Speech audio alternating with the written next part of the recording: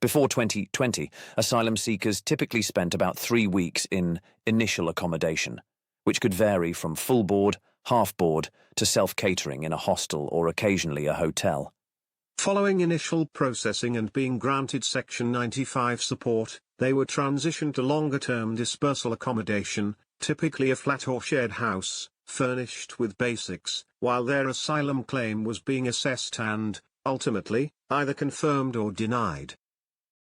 By the end of 2019, the number of asylum claimants exceeded 50,000, straining the capacity to move them into dispersal accommodation, resulting in a backlog. Consequently, more asylum seekers had to be housed in hotels while awaiting the availability of local housing stock.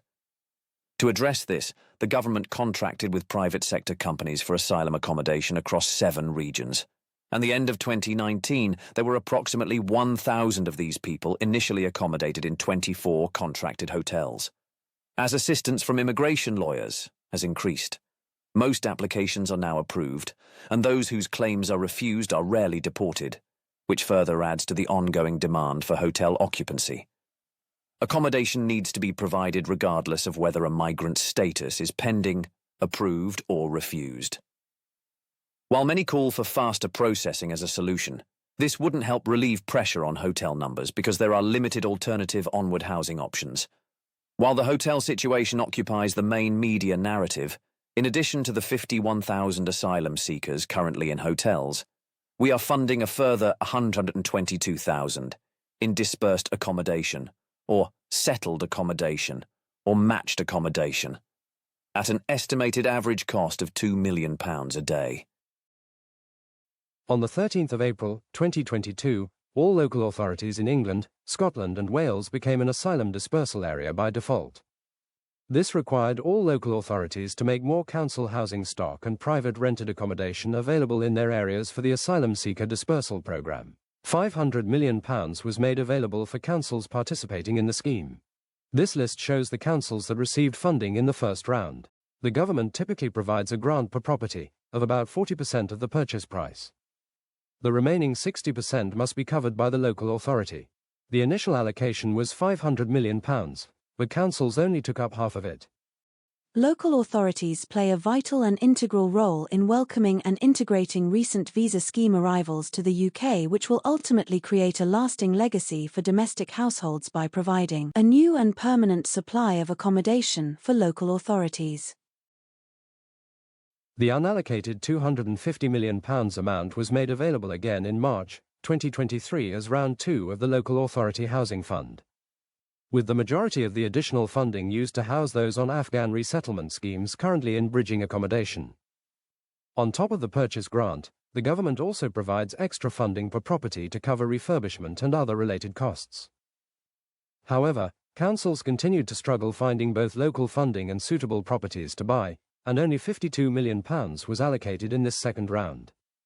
Building on the success of the 2 previous rounds, the government is now working to ensure that Afghans who are eligible for relocation and who remain overseas in Pakistan and other third countries are moved over here so they can start to rebuild their lives in the United Kingdom. This Round 3 fund aims to support local authorities to provide better quality temporary accommodation for those owed a homelessness duty, and safe, suitable, long-term housing for those on the Afghan Citizens Resettlement Scheme who supported UK efforts in Afghanistan. Round 3 will also maximise the potential for local authorities to bring forward new housing in local areas. With delivery over 2 years unlocking this potential, we are aiming for 50% of all properties delivered to be new homes.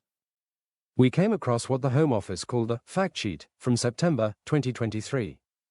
Since June 2021, we have brought around 24,600 people to safety in the UK from Afghanistan. The safe and legal routes we provide for Afghans offer them a fresh start in the UK, with immediate access to work, healthcare, education, and employment support as soon as they arrive. Local authorities receive a funding package to help families settle, including £20,520 per person over 3 years for resettlement and integration, up to £4,500 per child in the first year for education, £850 per adult in the first year for extra English language support, £2,600 for health partners to cover healthcare in the first year, Additionally, we provided £35 million in new funding to help Afghans overcome the specific barriers they face in accessing the housing system, moving from hotels into permanent homes. This included £2.4 million for local authority teams based in hotels to provide on-site support, £7,100 per Afghan to help cover housing costs, such as deposits, furniture, rent top-ups, and advance payments. This funding ensures Afghan families have the support they need to build their new lives. Bracknell Forest Council. April 2025. We are initially expecting 300 new Afghan arrivals in spring 2025.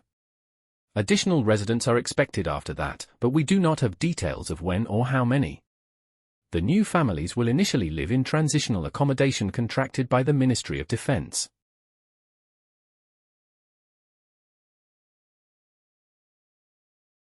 They have been granted indefinite leave to remain in the UK from the moment they arrive. They can stay permanently in the UK and apply for British citizenship after 5 years. They also have the right to work, access education and healthcare, and are eligible for public funds, including benefits like universal credit, pension credit, and housing benefit.